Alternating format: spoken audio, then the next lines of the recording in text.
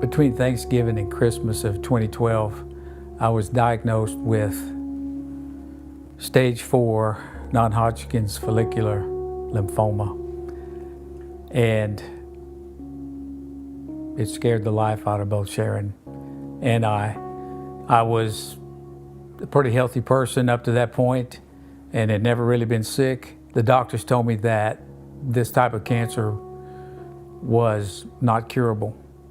I began chemotherapy in 2013, and during that time, I made preparations for end-of-life events. It really began to seriously consider what was going to happen to me one way or the other.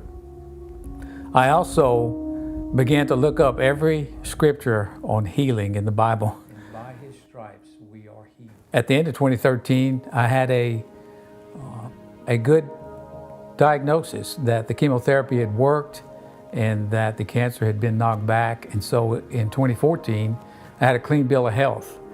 And so it was great. And I thought I'd gotten my life back. The doctors are always checking up on you. So about every 3 months, I had to go in for a checkup.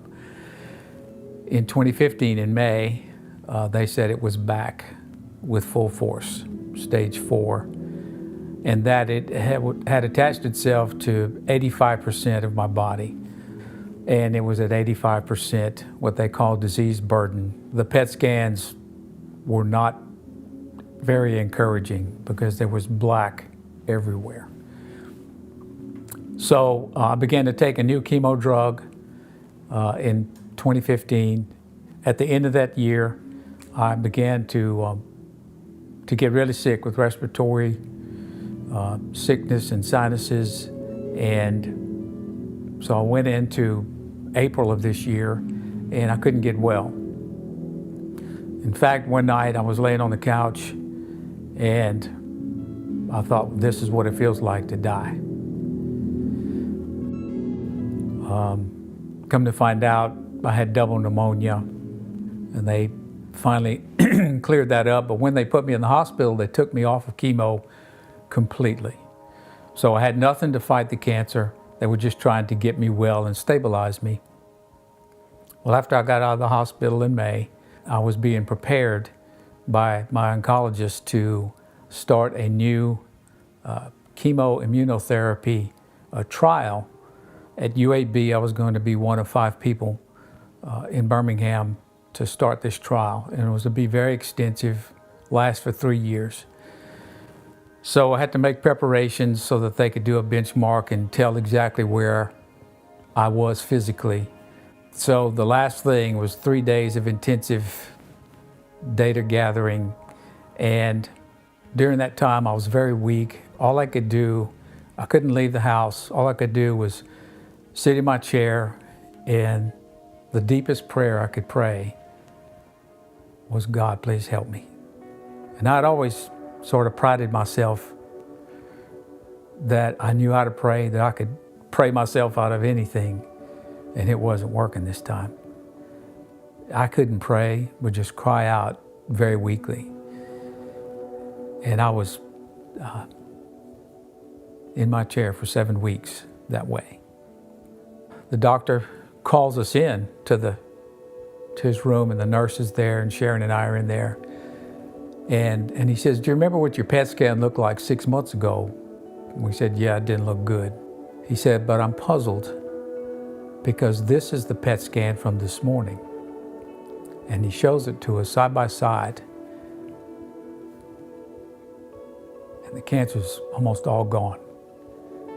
And he said, the reason that I'm puzzled is because this happened when we took you off of the chemotherapy.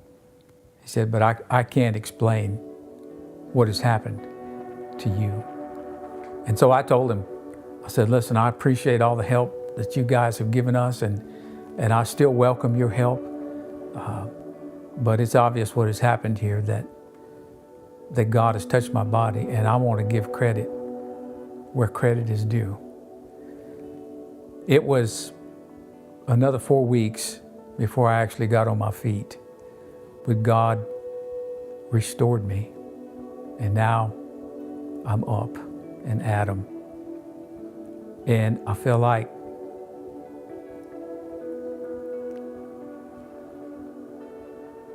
I've been resurrected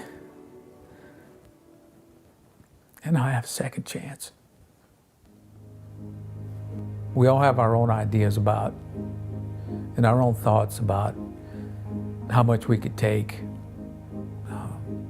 And I've had some hard moments and hard times in my life. And I had to realize He brought me to the place where there was nothing I could do. Absolutely nothing I could do but trust Him. And I don't even know that I was doing that very well. God will allow us to get to the place where He is all that we have.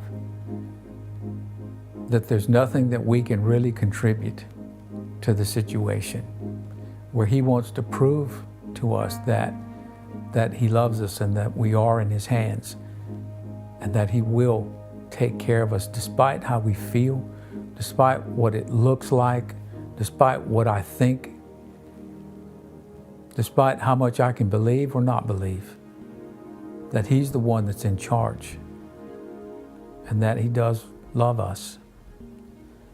And He proved it to me.